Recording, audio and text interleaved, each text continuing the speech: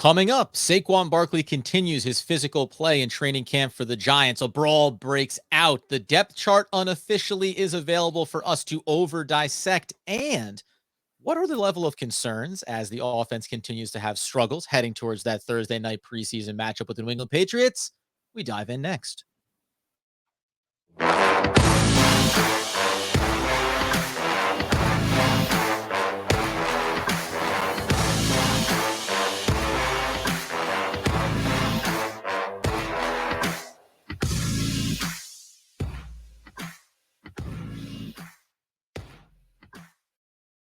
Oh, hello there, friends. It's OGP, the One Giant Podcast, where, of course, we are your hosts over here, Adam Armbrecht, breaking down the tumultuous offseason for the Brooklyn Nets on the Locked On Nets podcast with my boy Doug Norrie. And yonder there, the season generational ticket holder, the healthy, wealthy, and wise Mr. Andrew Makowitz. How are we, sir? Inching closer day by day to seeing the Giants compete against someone else other than themselves. Adam, I'm getting fired up. It is game week. I know it's preseason, but I'm starting to feel it. Aren't you getting the itch? Aren't you getting the itch? Every day, it's getting closer, right? The recording contract has not officially dried yet. The ink's not dry on it, and that's why we try to avoid too much of the vocal sample size here. But yes, of course, man. This is still Giants training camp, and we're going to talk about the depth chart and why that's a mixed bag, maybe highlight a couple of takeaways. I did a live on YouTube yesterday, just really breaking it down way deeper than you probably even need to. But again, as we're going to talk about, some of what we're seeing in training camp continues to have this pressure of show me the Giants playing against another football team, because everything else is speculative and I need some concrete data that tells me against someone else, this is what the offense looks like. This is what the defense looks like. We'll dive into that here in a minute. But first, Andy, the quick just injury updates around two, well, we'll say key players. One certainly more pivotal from our standpoint than the other, but one down and then one maybe coming back up. Yeah, so the first one down is converted tight end Andre Miller, undrafted out of the University of Maine, was a wide receiver there, had success in college. Actually caught a touchdown pass during FanFest on Friday, a little, out route that Daniel Jones kind of rolled out of the pocket. Started to actually look pretty decent. I mean, we talked about the transformation and how it was probably going to be a tough hill to climb to make this roster. But to be honest with you, he's been performing pretty admirably, and it's really tough when you hear comes down, has a fractured arm, likely going to miss some time. And for someone that's undrafted, trying to play catch up, especially at a new position, this is a really tough blow for Andre Miller. Yeah, it's funny because when we had said an uphill battle, and then you kind of like over the course of camp, you go, or maybe everything behind Daniel Bellinger is a little bit more wide open than we anticipated. So maybe there was a window there for him, at least to be in the conversation, whether it was going to be on the 53 or practice squad, but make a good impression. He'll get set back there a little bit. More importantly is Dane Belton and what his timeline was. We said maybe he could be back for the beginning of the season, but he loses these reps. We at least get more positive news around him. Yeah, so Dane Belton, obviously, collarbone issue. We were very upset last week. We thought it could, we expected the worst. We thought he could go on the PUP list and maybe miss the first 4 games. Then Jordan Renan and others said maybe the Giants think he could be ready by opening weekend, which was exciting. Now you have news that he has removed the sling that they put him in, which is always a good sign for, shoulder injuries and collarbone injuries. You got to think that all of this stuff is positive news. If we start hearing that he's doing cardio and running and kind of getting some exercise in, that may put him on track to still be available week 1, Adam, which would be exciting for everyone. Yeah, and I think there's no pressure, as we say, for a young player. He doesn't have to get out there week 1. But if you hear he's starting to get into his reps maybe a week out, right? That practice leading up to week 1, it just means rather than maybe week 4, it can be week 2, right? So the sooner the better, as we talk about. We'll look at that depth chart, and obviously having him in the mix there is, we think, an important component of the secondary and the back end of that defense having some success. So keep an eye on that. So, Adam, the one thing I was going to mention about the Dane Belton thing is if he Sure. does, if this is just a minor hairline fracture and he's able to come back relatively soon and be ready for week 1, you got to think that it almost worked out well for the Giants because you've seen the spotlight come into Yusuf Corker. You've heard that he actually had the green dot, which he was calling the defense behind Xavier McKinney with the twos. He's getting a lot of this experience that maybe would have gone to Dane Belton otherwise. And so that's got to feel encouraging for the Giants to know people are talking up Yusuf Corker. They were excited about Dane Belton. We had question marks at the safety position. It feels like if those two are going to be contributors, along with Julian Love and Xavier McKinney, the Giants maybe don't have as much concern around the end of that secondary. Yeah, and this is what we talked about just on that note around, oh, should the Giants go out and get guys? And I've been pretty consistent with the idea of no, I want to see Yusuf Corker get a real opportunity here. And if he can showcase that in the absence of Dane Belton, to your point, well, now you feel in the long term, if Yusuf Corker can at least showcase that he's capable of being that contributor back there, him, Xavier McKinney, and Dane Belton. Like that to me is the future. And I'm not knocking Julian Love and what he is in the short term, but I think the better that Yusuf Corker looks is the less you're worried about what Julian Love is doing, how much he's being relied upon, whether he has a nice role now, whether he maybe has a leadership role now. But if he has let's say he has a good year, right, and he's up for making some more money, you'd rather it be the case. And who knows, even in season where there's some flexibility around what you can do to maximize the value for the Giants as an organization going to next offseason, flexibility, draft capital, etc. That being the case, though, yesterday, so here there's two parts to this. I want to start with the one thing.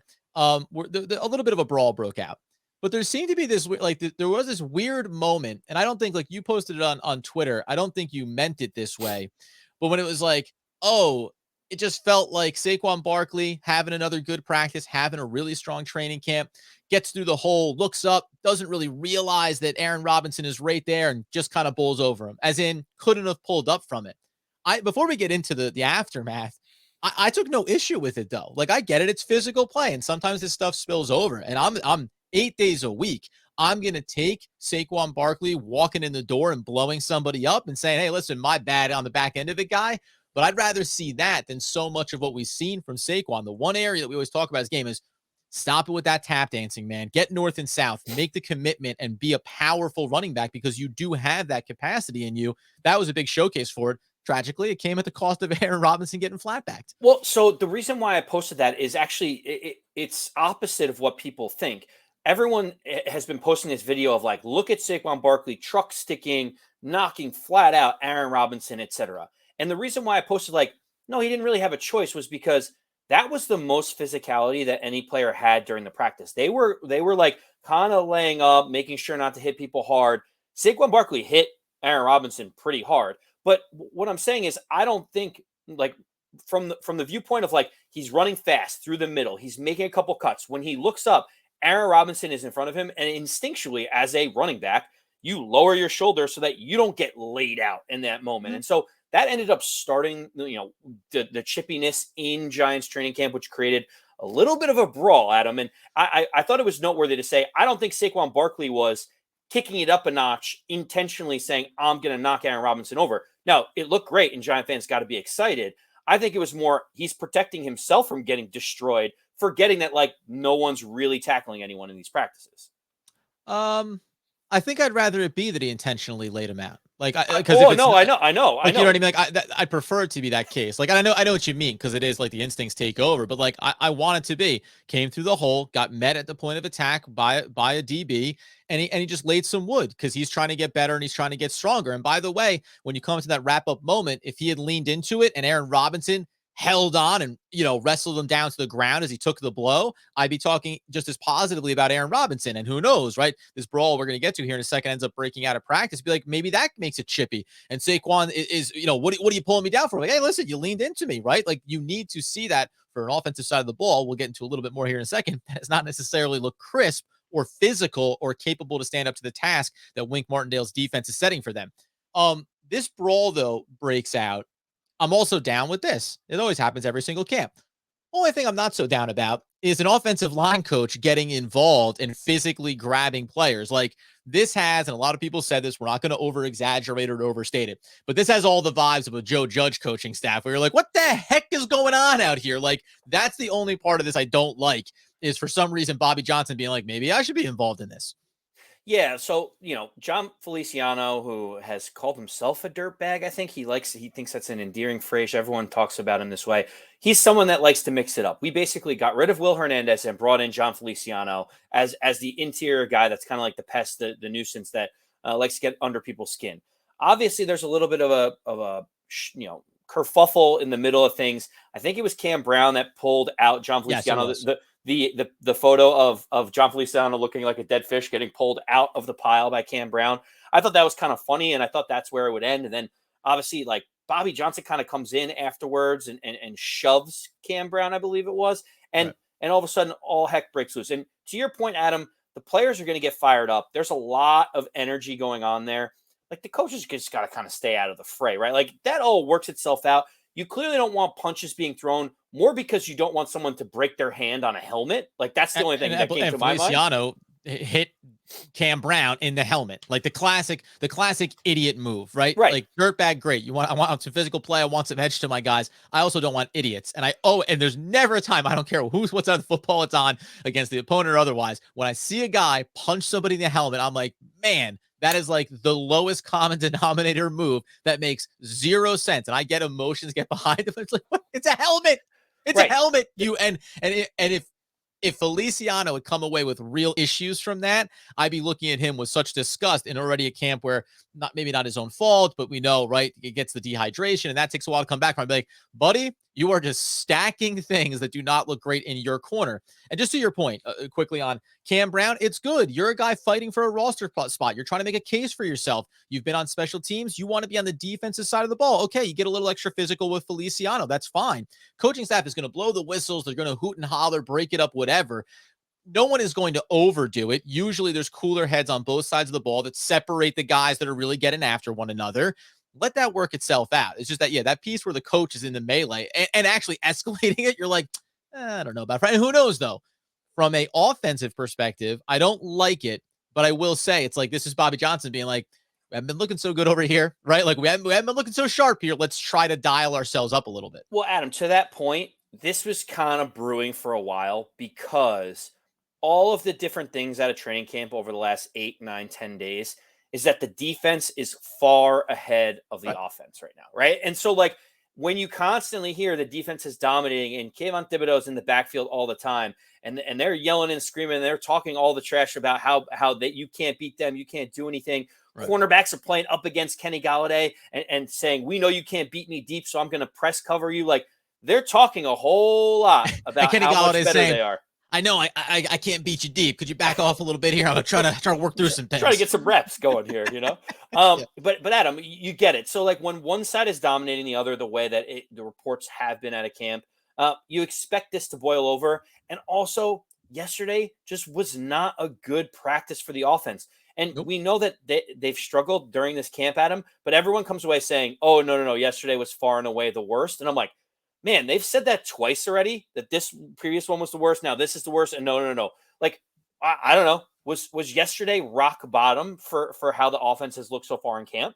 Yeah, and this is the weird part about the balancing act, right? Because the offense has kind of had this roller coaster up and down, trying to figure things out. And we always assume, you said, defense is always ahead of the offense, and defense, especially in camp and in practice, it can be so much more predicated on instinctual play, right?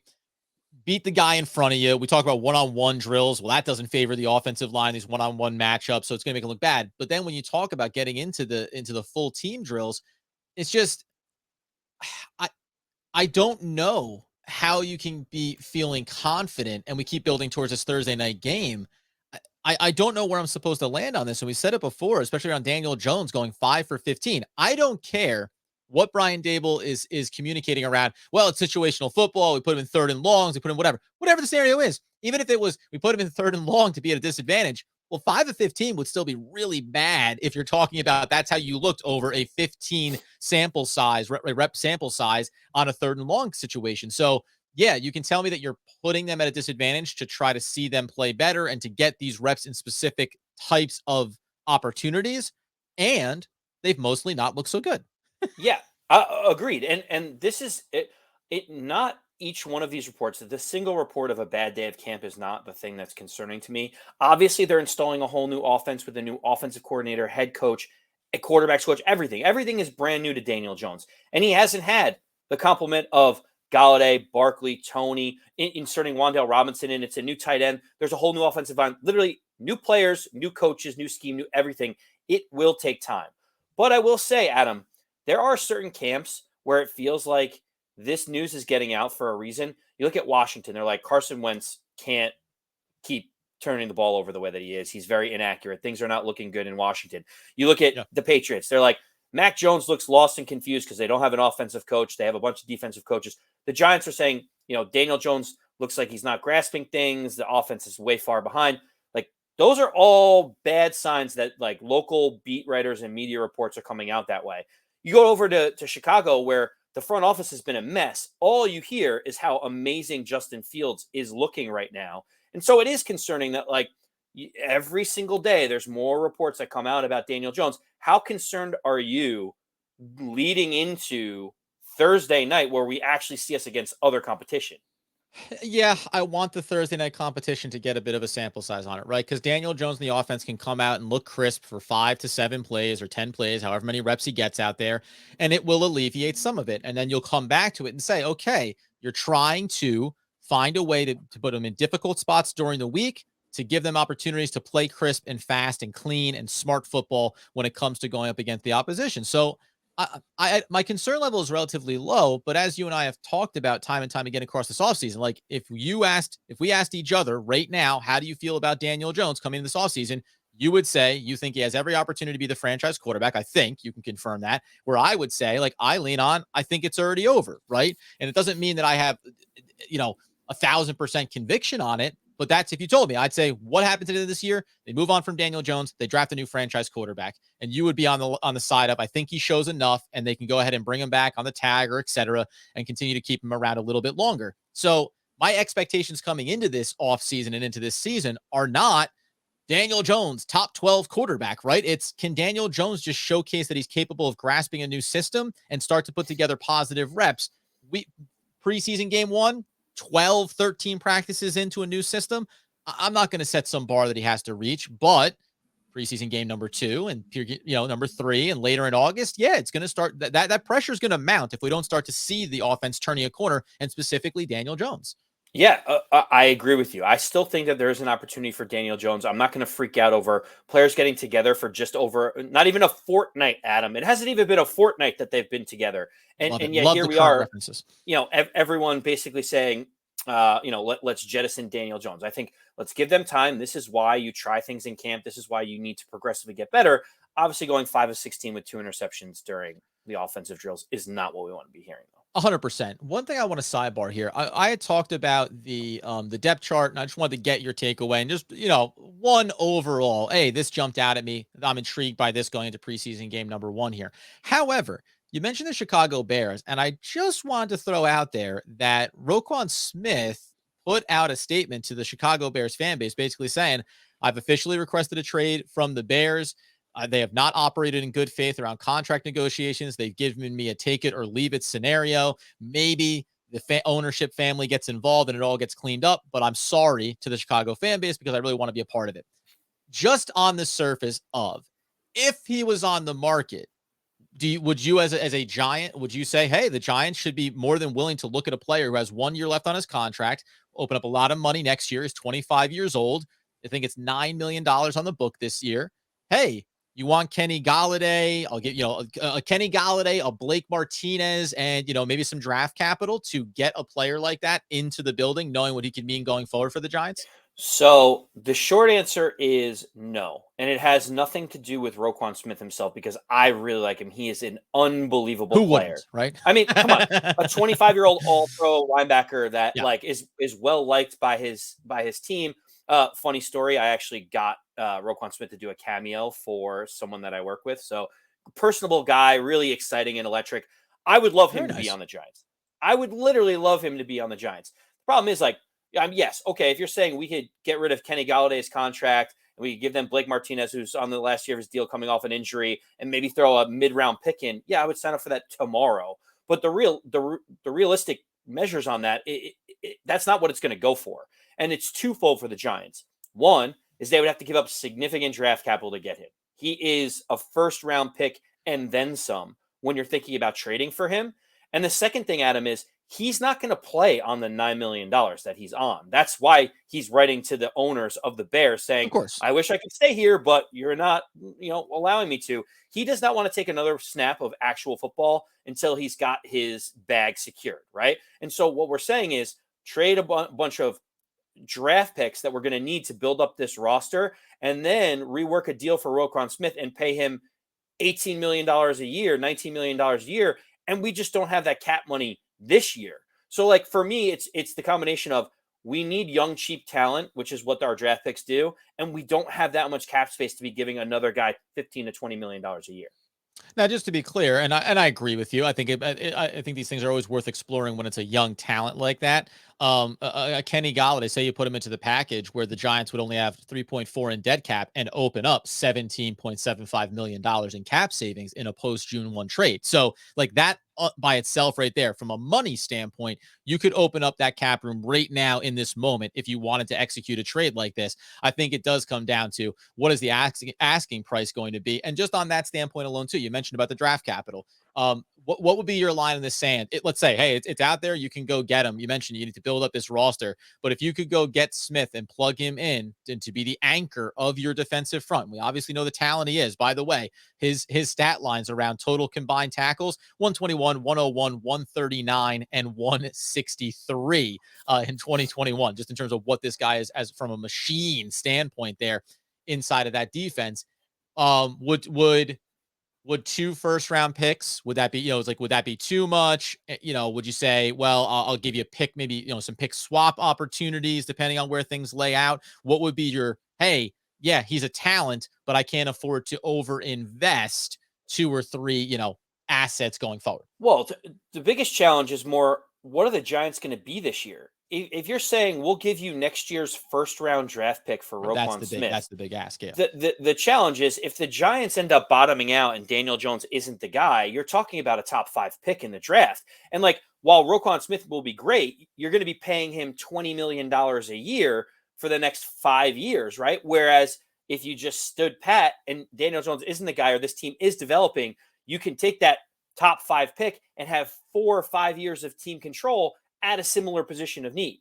And that's why, more than anything, it's Daniel Jones, right? It's the uncertainty around Daniel Jones that makes it hard to make a commitment like this. If you think that Daniel Jones is capable of being the guy for you, then it's, hey, okay, we're doing it a year too soon. Well, we already have the quarterback and we're going to pay him next year. Now we bring in a young stud to anchor on this defense with Thibodeau and with Leonard Williams and with Dexter Lawrence and with Azeez Ojulari, right? And everything else. All of a sudden, this defense becomes, you can really start to even just on paper say, yeah, this is why they look so dominant in camp, because all these weapons there. But without that box being checked, it makes it really hard to commit to something like that, knowing, are we about to send a top 10 pick to the Chicago Bears next year, which is where, Smith was drafted when he came out 8th overall. But that's the problem. Is, right. If you tell me it's just the 22nd pick in the first round, okay, right? Like we sneak into the playoffs, it's mid-20s, great. If you're the Chargers with Justin Herbert and you expect to be ascending and you're going to have a back of the first round draft pick, yes, you go get someone like Roquan Smith. That's why they went and got Khalil Mack. It's just based on the timeline and the quarterback play and the uncertainty the Giants have, you can't afford to give up a potential top 5 pick for a guy you're going to have to pay $20-something million a year to. Always fun to have the conversation, though. I like to Agreed. Think. Let's go into, though, the depth chart then. As we said, I had the deep dive into this conversation. Just what jumped out to you when you look at this initially? And remember, this unofficial depth chart for the New York Football Giants, this is really about Thursday night. This isn't about where the team is as a whole. This is the depth chart that they're setting for their first preseason game. What was, I would say, the biggest? It can be as, singular player or just overall. What was the biggest thing that jumped out to you? So I have a couple of mini ones, and you can tell me which one was most interesting to you. The first is, we know the tight end room. I'm not really surprised that Daniel Bellinger is the number 1. What I am surprised about is Jordan Akins is the 4th on the depth chart, and he's like one of the few veterans. We have Ricky Seals-Jones, who's injured, so he's not there. So it was surprising to me to see Jordan Akins as a veteran being 4th. They're like, no, this is Bellinger's job, and we're going to see who's behind him. So I thought that was the first thing that was interesting. The second thing is, I've been talking. Go ahead. Yeah. Oh no, the second thing was, I've been talking about Rodarius Williams quite a bit and how I want to see him perform well, and I think he has every opportunity to. He's listed as the number 2, with the 2s, behind both outside cornerback positions. And so the Giants are thinking very similar to me. He's been out with an injury, and they still have the confidence to put him out there and say, hey, if Adoree Jackson were to go down, we're putting Rodarius Williams out there. He's best suited to play that outside cornerback position.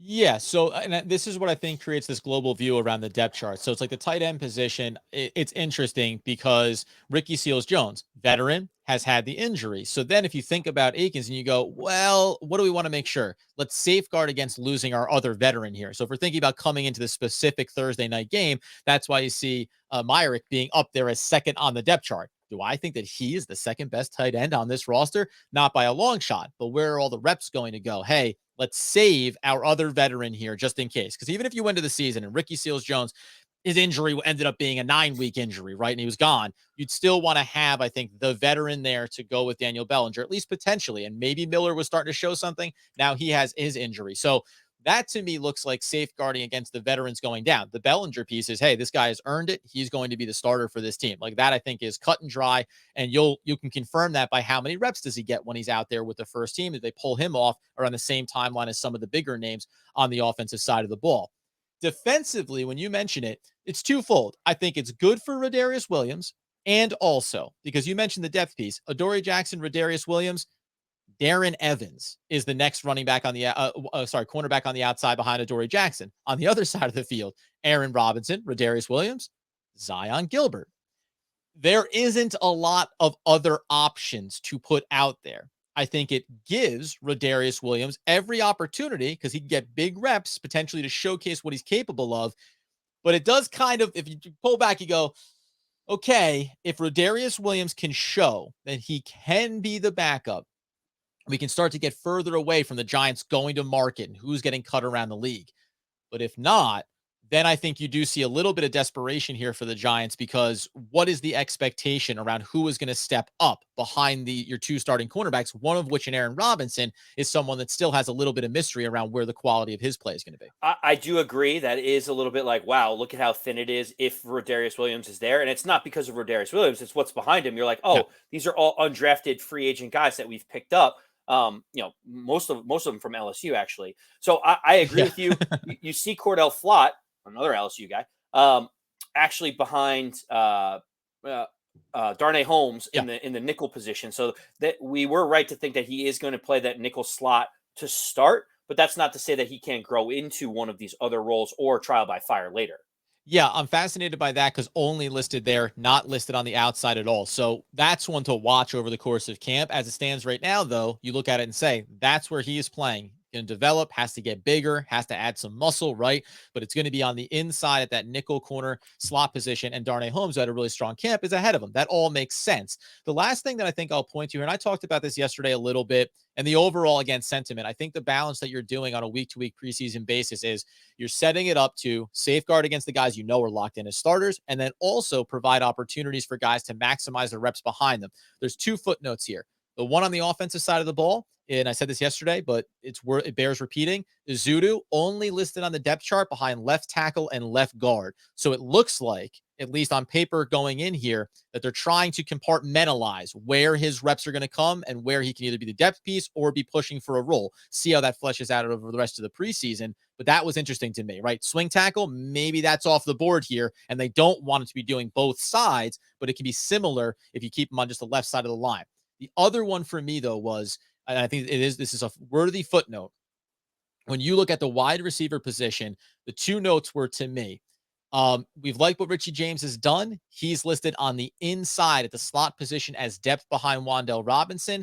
Darius Slayton is on the outside behind Kenny Golladay and behind Kadarius Toney. So I think you're going to see him get big reps here. Doesn't mean they're confident in what he's done in camp, but big rep opportunity to showcase in game action that he's capable of being that depth piece.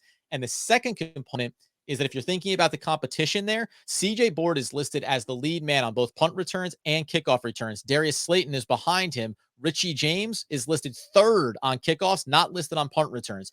The hierarchy is starting to flesh out here. Richie James has elevated himself, so you probably want to protect potentially against any injury risk on special teams. CJ Board is maybe cementing himself. So now you look at Colin Johnson and David Sills. That's the next group of guys. I said yesterday, Doss is a guy that I'm going to be interested to see when his reps come up. Is anybody else pushing up that board there and saying, maybe we can challenge Darius Slayton? Otherwise, at least right now, this first preseason game is Darius Slayton's opportunity to say, maybe it hasn't looked perfect in camp, But game day, like I am still one of your best options here to be in behind Kenny Golladay, in behind Kadarius Toney. Yeah, you took the words right out of my mouth in terms of the next most important thing on the depth chart. As we've talked about, this is the first unofficial one. We haven't even gotten into preseason, so you don't want to take too much out of it. But I will say, at the end of the day, seeing Darius Slayton as the number 2 in both punt and kick return is basically, I think it's the Giants saying, "Hey, we want to give you every opportunity to make this roster, Darius. We're going